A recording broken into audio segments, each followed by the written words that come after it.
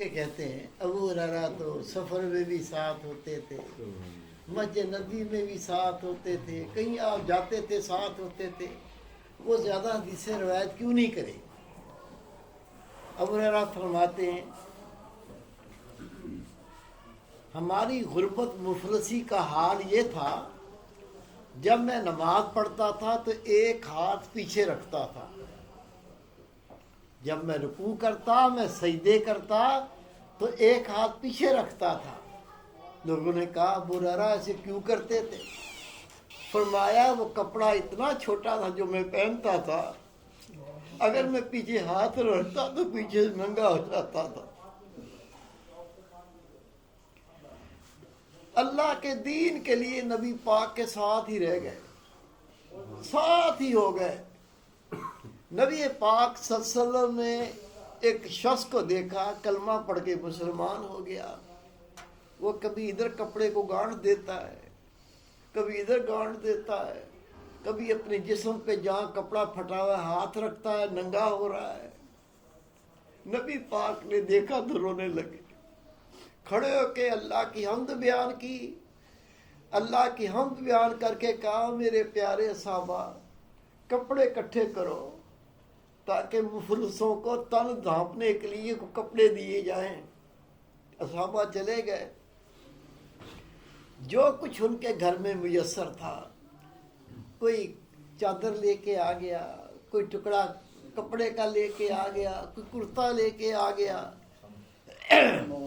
اللہ کے محبوب نے دو کپڑے، ایک پہننے کا اور ایک نیچے باندھنے کا، ان کپڑوں میں سے دو کپڑے اس صحابی رسول کو دیے جن کے کپڑے اتنے پھٹے ہوئے تھے، کہیں گانٹھ دے رہے تھے، کہیں اپنا ہاتھ رکھ کے اپنے سطر کو ڈھانپ رہے تھے۔ دو کپڑے دے دیے۔ پھر خدا کے محبوب نے ایسے نگاہ اوپر کر کے دیکھا تو ابھی بھی ایسے صحابہ کرام تھے، ان کے کپڑے بھی پھٹے ہوئے تھے، تقسیم کرنے کے بعد بھی ان کے کپڑے پھٹے ہوئے تھے۔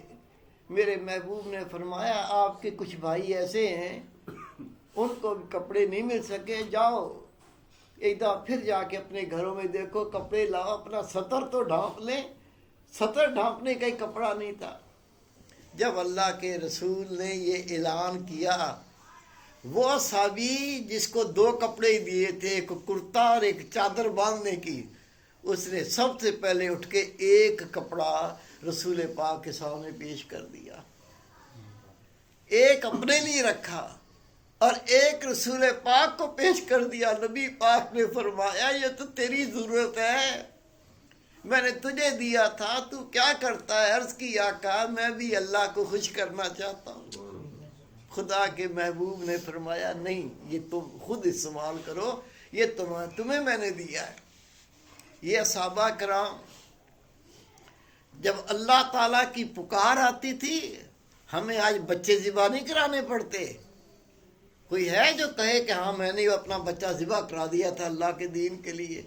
ہمیں گھر نہیں چھوڑنا پڑتا، گھر بیٹھے بیٹھے اللہ کے صالح بندوں کے صدقے ہمیں قرآن پاک ملا ہے، یہ دین ملا ہے۔ قربان ان ہستیوں پر جنہوں نے ہم تک یہ کلمہ پہنچایا ہے، قربان ان ہستیوں پر جن کے صدقے ہمیں اللہ کا دین ملا ہے۔ کیا حالت تھی؟ کفار سارا اکٹھا ہو کے کہ اگر یہ اللہ کا دین پھیلتا رہا تو یہ تو حاوی ہو جائیں گے، تو ہمیں ان کو ختم ہی کر دے تاکہ نہ رہے بات، نہ باجے بانسری، قصہ ہی ختم ہو جائے۔ پورا کفر اکٹھا ہوا، کفر اکٹھا ہو کے پوری طاقت قوت سے نکلا۔ نبی کریم صلی اللہ علیہ وسلم کو اطلاع پہنچ گئی کہ اس طرح سے سارے قبائل اکٹھے ہو کے جو مشرک تھے، بتوں کی پوجا کرتے تھے، خدا کی لعنت لیتے تھے، وہ سارے اکٹھے ہو کے آ رہے ہیں۔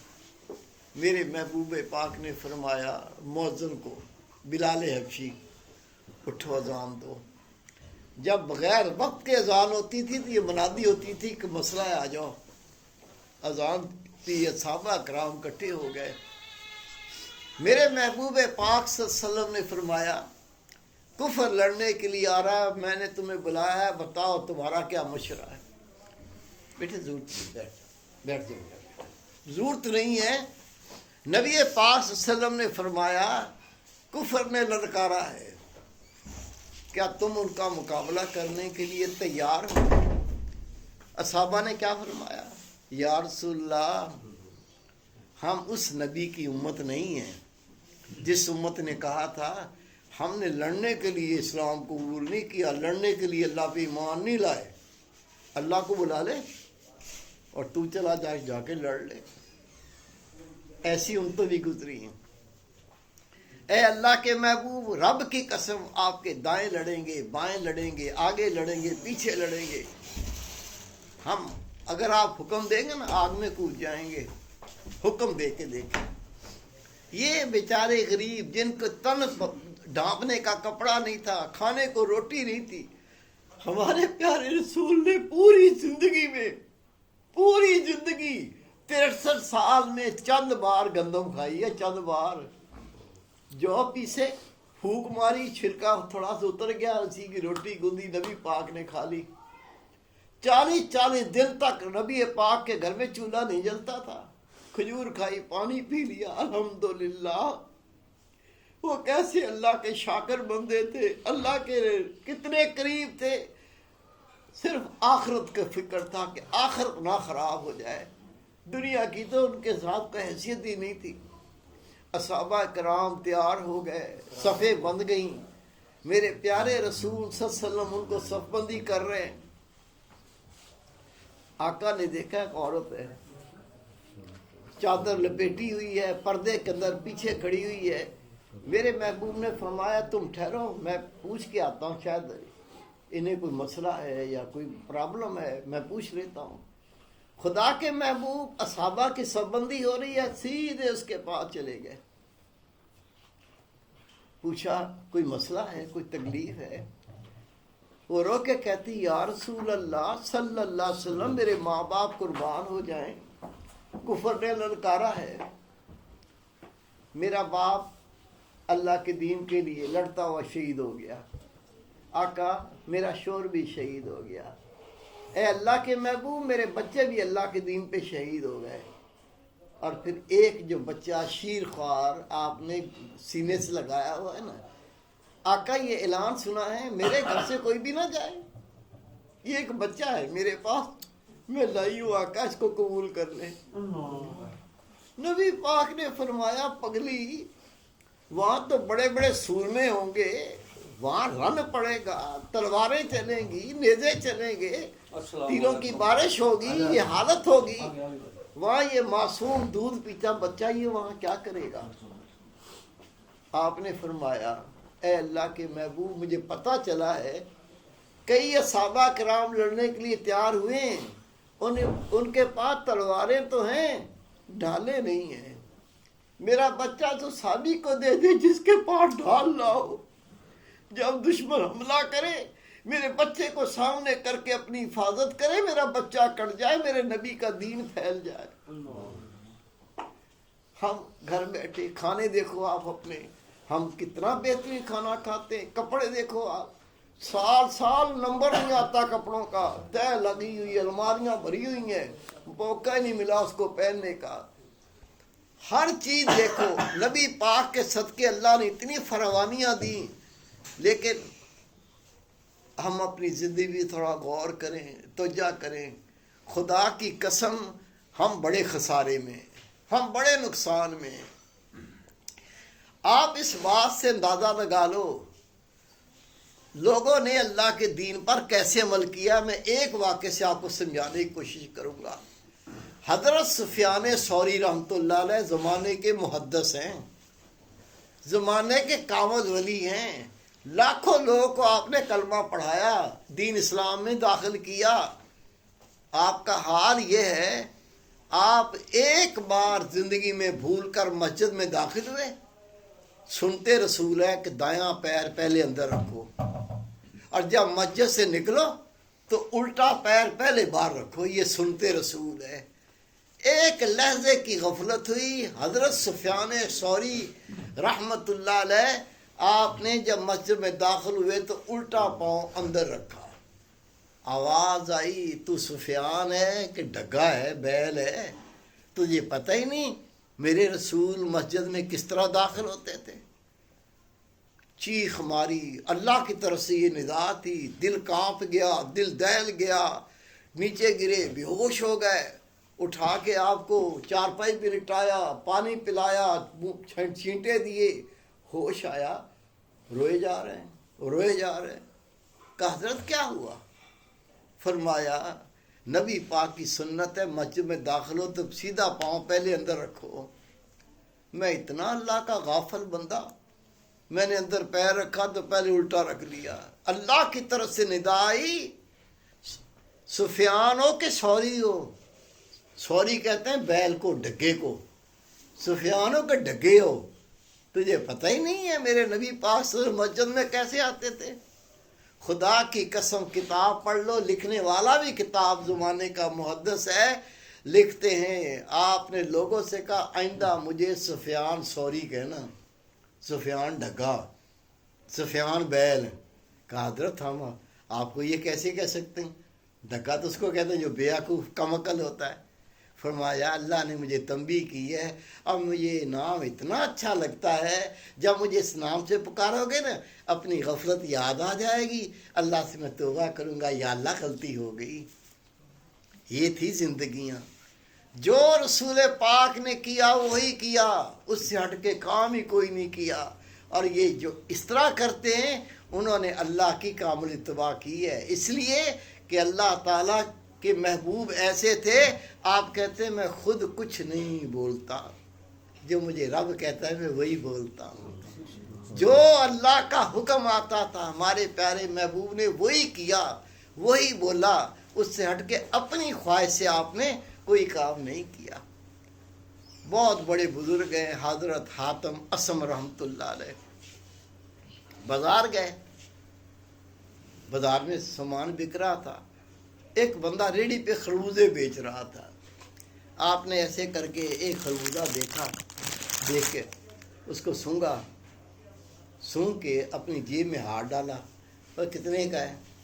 وہ ریڑھی والے نے کہا 1 درہم کا۔ وہ دیکھا جیب ادھر بھی ٹولی ادھر ٹولی، ہو 1 درہم نہیں تھا آپ کے پاس، کبھی پیسے نہیں ہیں، کہہ کے واپس رکھ دیے۔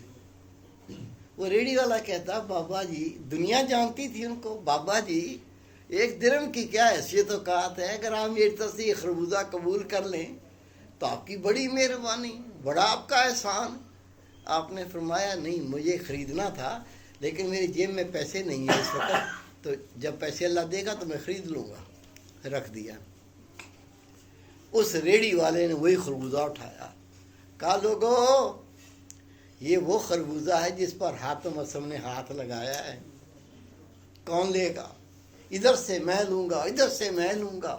بازار بڑا پڑا تھا، آپ نے کہا ایسے نہیں بکے گا، اس کی بولی لگے گی، 1 درہم 2 درہم، پڑھ لیں کتاب، 4 درہم 5 درہم۔ وہ خربوزہ جو 1 درہم کا تھا 40,000 دینار میں بکا۔ کہتے تھے حاتم اسم نے ہاتھ لگایا ہے۔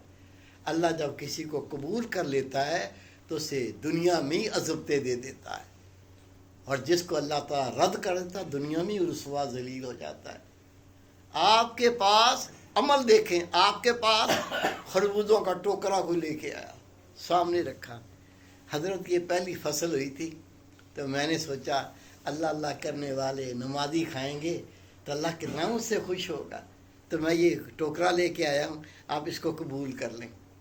مجلس لگی ہوئی تھی، لوگ بیٹھے ہوئے اللہ کی باتیں سن رہے تھے، آپ نے خربوزہ اٹھایا، ایک کو دیا، دوسرے کو دیا، وہ سارے خربوزے لوگوں کو بانٹ دیے۔ وہ ٹھنڈی اس طرح آہ بھر کے کہتا ہے بابا جی میں تو آپ کے لیے لایا تھا، آپ کھاتے تو مجھے دل کی خوشی ہوتی، میں بہت خوش ہوتا، میں منع نہیں کر سکتا کیونکہ میں نے تو آپ کو پیش کر دیے، آپ بے شک تقسیم کریں، کوئی اپنے لیے دیکھ رکھ لینا، آپ کھائیں گے مجھے زیادہ خوشی ہوگی۔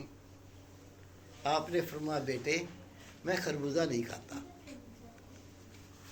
فقیر ہے، لوگ کہتے ہیں پتہ نہیں کیا وجہ ہے اس کے اندر، کہا کیوں نہیں کھاتے؟ آپ نے فرمایا اللہ کی بہت پیاری نعمت ہے، لیکن جب سے میں نے اپنے بزرگوں سے بیعت کی ہے، گناہ سے توبہ کی ہے، اللہ کے راستے کو میں نے قبول کیا ہے، اس دن کے بعد میں نے کوئی نبی پاک کی سنت کے خلاف کام نہیں کیا۔ اب یہ جو خربوزہ ہے اس کے بارے میں مجھے ایسی حدیث نہیں ملی کہ نبی پاک اس کو آڑا کاٹتے تھے یا ترشا کاٹتے تھے، کس طرح کاٹ کے کھاتے تھے، مجھے اس کی کوئی حدیث پاک نہیں ملی، کیونکہ میں سنت کے خلاف کام نہیں کرتا ہوں، تو میں پھر خربوزہ نہیں کھاتا ہوں کہ سنت کے خلاف نہ ہو جائے۔ یہ ہے دین میرا بیٹا۔ دعا کرا لیں۔ دعا کریں۔ اللہم صلی علی سیدنا مولانا محمد وعلی آل سیدنا مولانا محمد مبارک وسلم علیہ۔ ربنا آتنا فی الدنیا حسنۃ فی الآخرۃ حسنۃ وقنا عذاب النار وادخلنا جنۃ مع الابرار یا عزیز یا غفار یا رب العالمین۔ صلی اللہ تعالی علی خیر خلقہ محمد و آلہ اجمعین برحمتک۔ دوستوں سے گزارش ہے